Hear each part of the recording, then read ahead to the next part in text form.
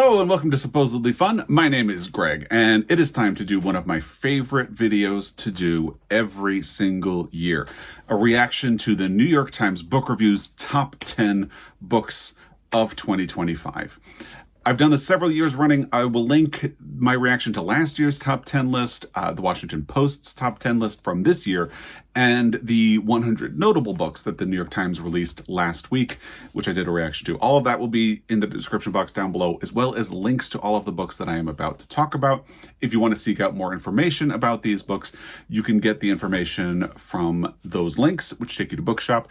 If you want to purchase the books, you can do so there. Or you can support your local independent bookstore, or you can support your local library.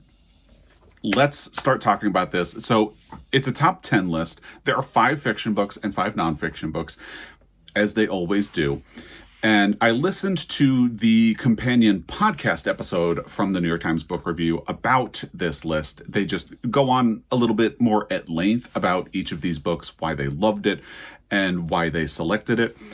And then at the end of the first half is for fiction and the second half is for nonfiction. So at the end of each section, they also talk about a couple of books that didn't make it to the top 10 that they particularly love personally. Not necessarily the books that were the closest to coming on, or like books, the 11 through 20, but books that they would have loved to see succeed and that they would particularly like to recommend. So if you want to listen to that, you can look up the New York Times Book Review's podcast, and I will also link the original article from the New York Times down below. Obviously, I am also here with my buddy Teddy, who is passed out asleep on the chair next to me as I have been working today. So let's get into it and start talking about these books. The New York Times 100 notable list had been a bit of a surprise for me. There were some large notable books, particularly on the fiction side, that didn't make it onto the 100 notable. And the top 10 usually comes from the 100 notable list because, of course, if a book is notable, it can also be the best. So right off the bat, we weren't going to be seeing Flashlight by Susan Choi, Audition by Katie Kitamura, The Wilderness by Angela Flournoy, and several others on the list.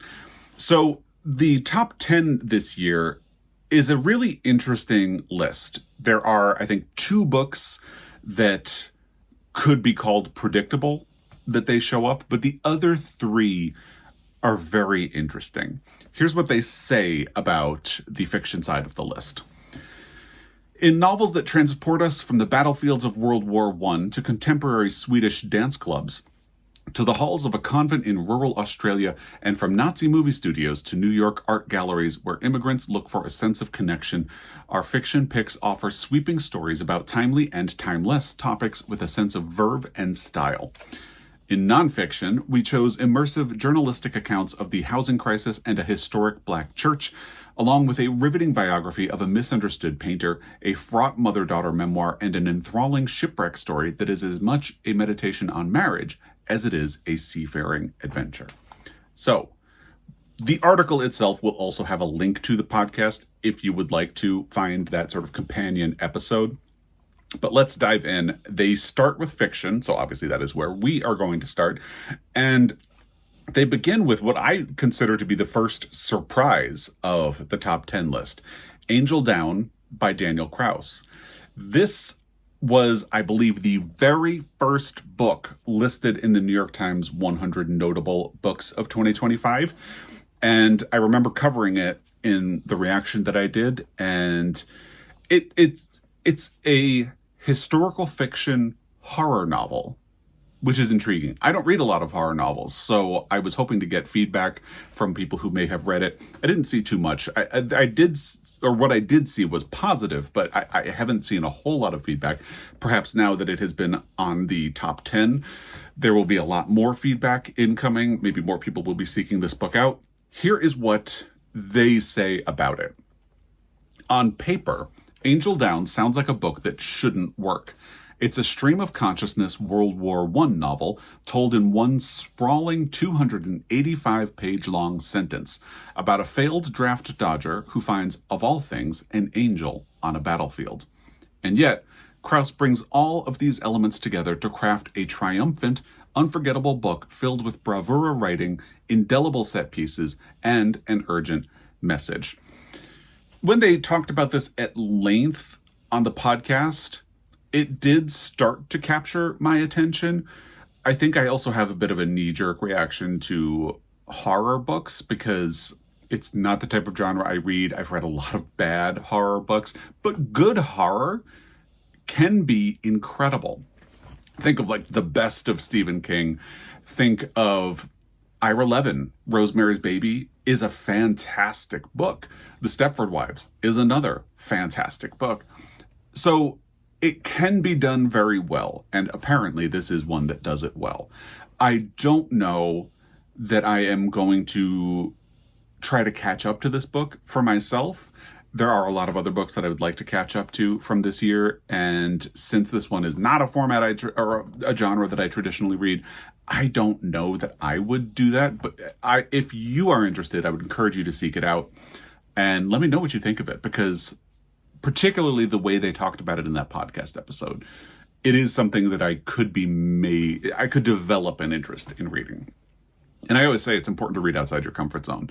So this could be a book that would challenge me to get out of my comfort zone and experience something a little bit different. Let's move on to the second book in their top 10 books of 2025. And this is one that had definitely stood out to me.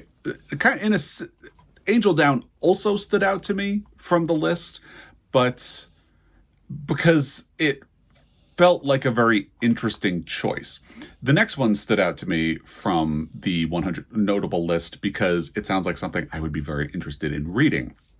And for that reason, I am pretty glad to see it here. It's The Director by Daniel Kehlmann. Here's what they say. How nerve-wracking to be G.W. Pabst, the 20th century Austrian filmmaker at the center of Kehlmann's wondrous novel. He's an auteur stuck in Europe under Nazi rule, forced to make propaganda and benign duds for the Reich while compromising every creative principle he once stood for. Quote, "The important thing is to make art under the circumstances one finds oneself in," end quote. Pabst murmurs at one point, winning over exactly no one. Still, Kehlmann's complex portrait, brightened by caustic humor and memorable historical cameos, and fluidly translated from the German by Ross Benjamin, presents an intriguing test of integrity in a fracturing world. The timing couldn't have been better. Now, I forgot to check before I started filming this video, but I believe I didn't have access to the audio, but I think my library had a copy, so I'm on a hold list for it. I could be wrong about that, but that should also go to show that once I read about this book in the New York Times 100 Notable, I definitely wanted to try to get myself a copy of it. And I think my library had a copy. There were a couple of other books that I added, and actually, you know what? While we're here, I can just take a look and see if it is something that I have on hold for my library, and that will let us know directly. But absolutely, I would want to read a copy of this book. No, my library doesn't have it, so I'm going to have to track down a copy of this book, The Director. And I think I recommended that my library purchase a copy. Maybe now there's a bit of added ammunition since it is one of the New York Times top 10 books of the year, according to the book review. I'm so intrigued. If you follow along, you know that in addition to this book addiction that I have, I love movies, classic movies, and particularly the Academy Awards, but a story that relates to classic cinema, but also relates to what we are living through today. I just find that idea of trying to live with things that force you to compromise. It sounds very interesting and familiar for anybody who is living in this time where trying to live as an ethical person in a world where that makes it very difficult to do that. It's an interesting topic, and I feel like I would love to read a novel about it, and this seems like a very interesting way of approaching that topic. So let's move on to the next book on the list, which is one of the ones that I would say felt like a gimme, especially when it did appear on the 100 Notable list and books like Audition and Flashlight did not. It's The Loneliness of Sonia and Sunny by Karen Desai. This one is interesting because I haven't read the first two on the list, which also means I'm not attempting to review these books. I'm strictly talking about my own interest in reading them. Your own interest may be different, and that's good. That's great. That's what we're all here for. I love looking at these lists as a tool of discovery, or maybe they help me reconsider whether or not I would like to read something. That is definitely the case with Angel Down. The more the New York Times pushes that book forward, the more I start to think maybe this is something I should read. The Loneliness of Sonia and Sunny is different because I attempted to read this book when it was on the long list for the Booker Prize, and I did not finish. I got far enough in that I counted it as something that I was reading, but it's a very long book and I did not feel engaged with the story. So when I saw how much of the audiobook I had left, I decided to let it go. Obviously, the Booker jury and the New York Times book review staff would disagree with me, and I know a lot of people in the comments have as well. Here's what they say about this book. Like the richest 19th century fiction, this nearly 700-page family saga had our critic Alexandra Jacobs swooning. Quote, crowded but never claustrophobic, end quote, she wrote, and, quote, better company than real-life people, end quote.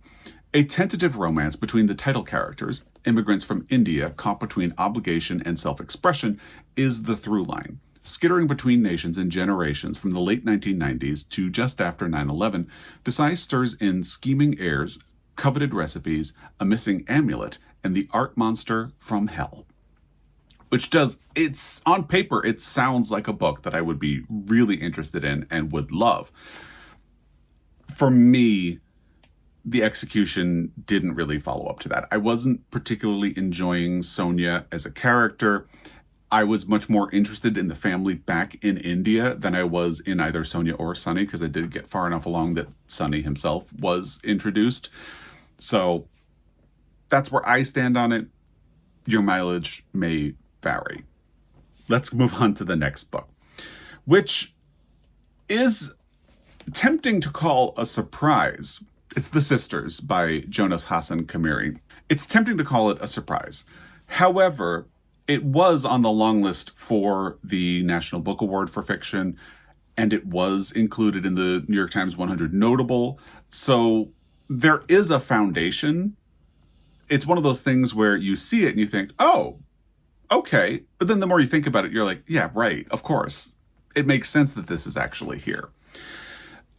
I had thought that it would be something that I would want to read when it appeared on the National Book Awards long list for fiction.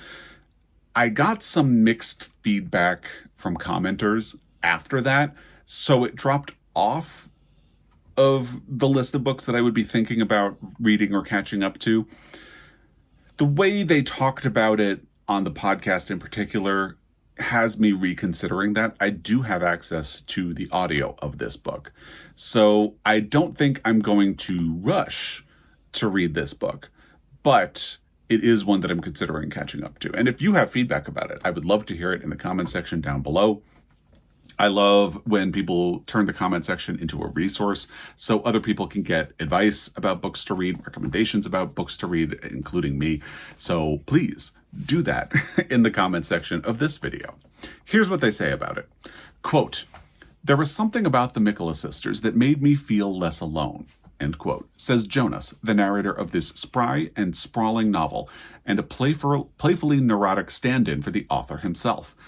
Up close and from afar, at drunken parties and at pickup basketball games, he follows the fortunes of Ina, stolid, Evelyn, magnetic, and Anastasia, unfettered. For more than 3 decades. He, like them, is half Swedish and half Tunisian. He, like them, hungers to break away and blossom. Though hardly a quick read, quote, The Sisters zooms for... I thought that was a quote. It's just the name of the book. Though hardly a quick read, The Sisters zooms forward, powered by hurtling prose and a literary magic trip.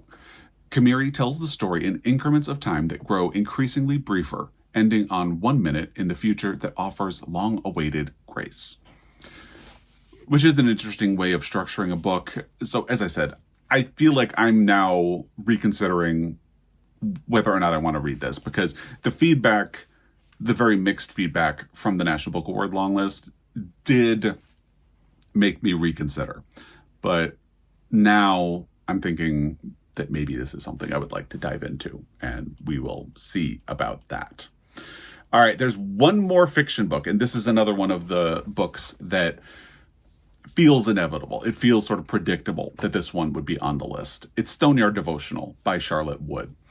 And the reason it feels predictable is that the Stoneyard Devotional has been very well acclaimed.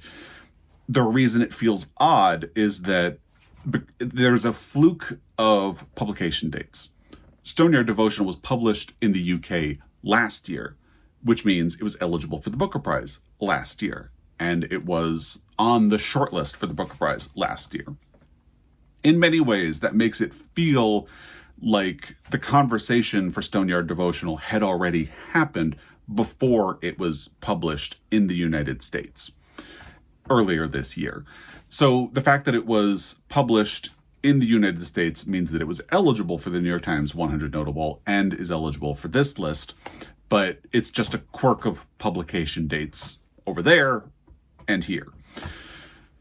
This is a book that I have been interested in reading, and one thing I will say is that the resurgence of conversation about Stoneyard Devotional as we head into year-end best lists has gotten it back on my radar, because it was on my radar when it was on the short list, but it wasn't available in the United States yet.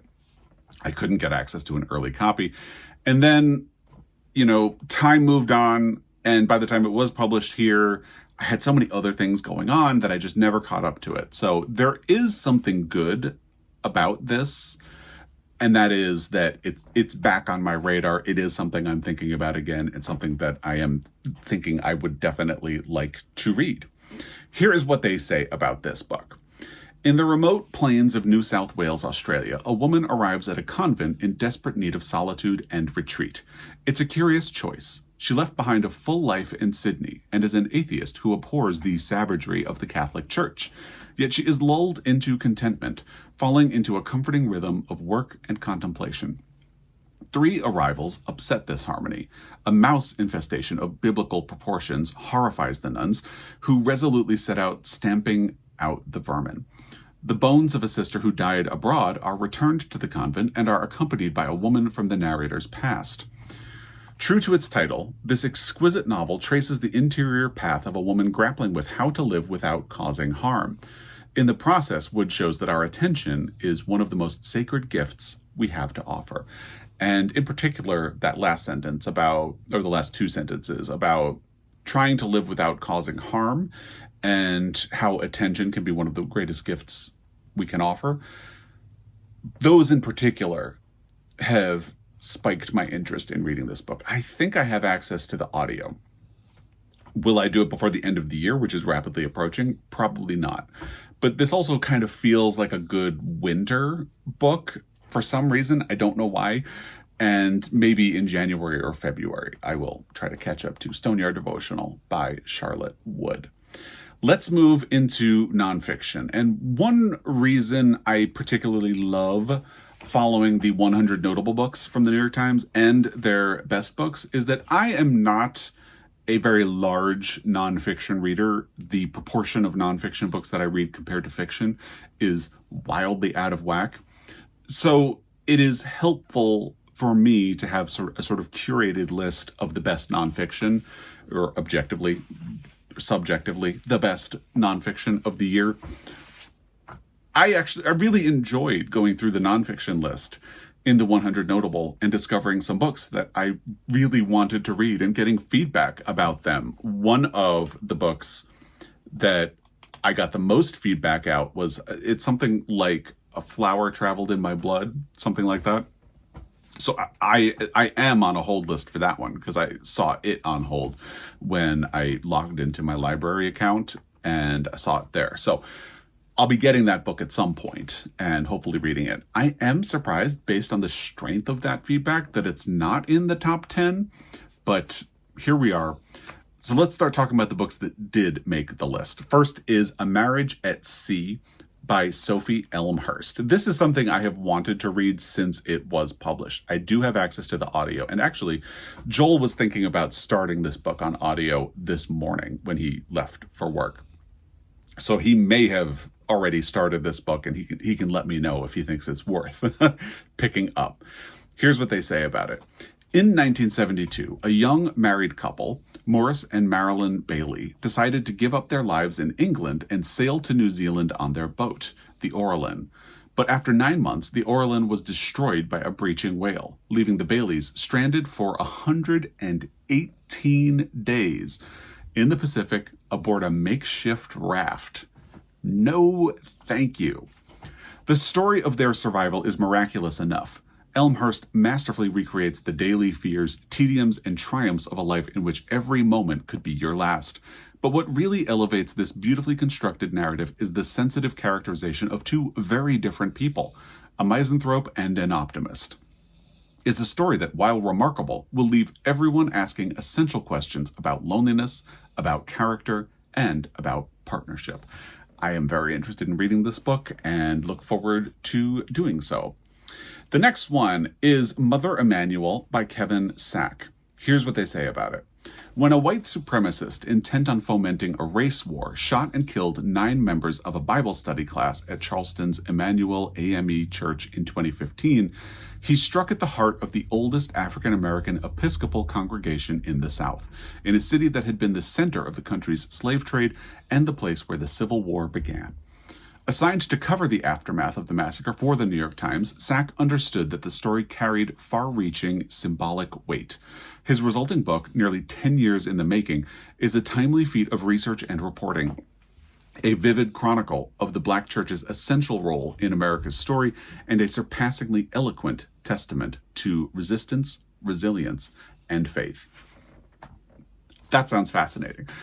Upsetting, yes.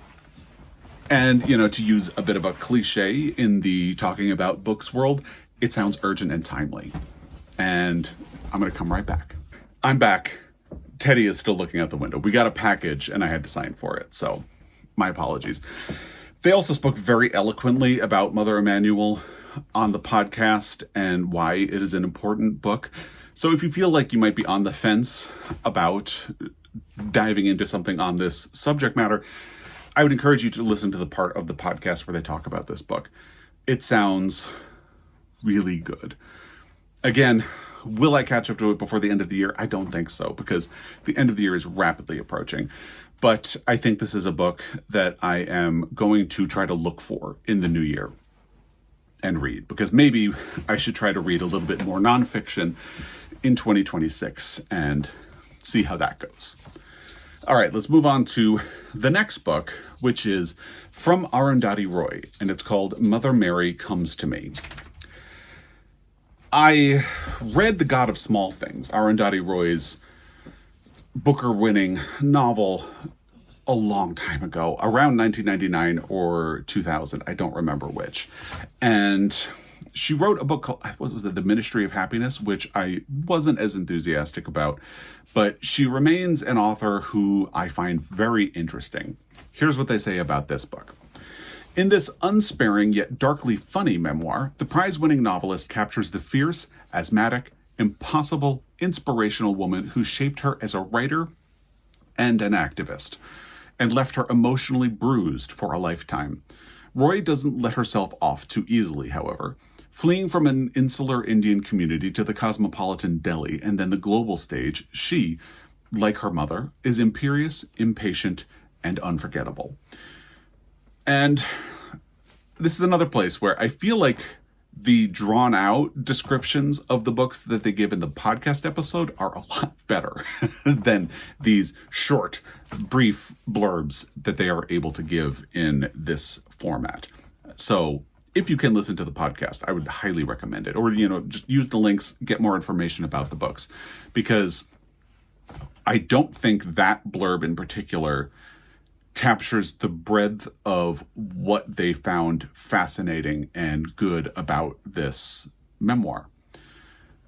And it really struck me, as someone who grew up having a difficult relationship with his mother, that, so I mentioned when I read Shuggie Bain that you read a lot of books about people who have difficult or complicated relationships with their parent. And Shuggie Bain was probably the first book I ever read that captured the complicated love that you can have for a parent, even as they are doing profound damage to you. And from what they were talking about in the podcast, there are definitely elements of that here. So I think this is absolutely something that I want to read. I do have access to the audio of this book, and I look forward to catching up to it. All right, and then we get into There Is No Place for Us by Brian Goldstone. Here's what they say.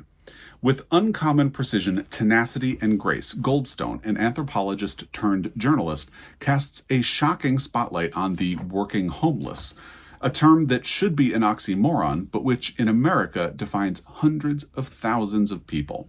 Following 5 Atlanta families for whom home is a car, a relative's couch, or a squalid room in an extended stay hotel, often some rotating combination of all three, his book gives intimate human shape to a population uncounted by the government and largely invisible to the public, one that, owing to soaring rents, paltry wages, and misguided urban policy, is barely surviving even with a paycheck.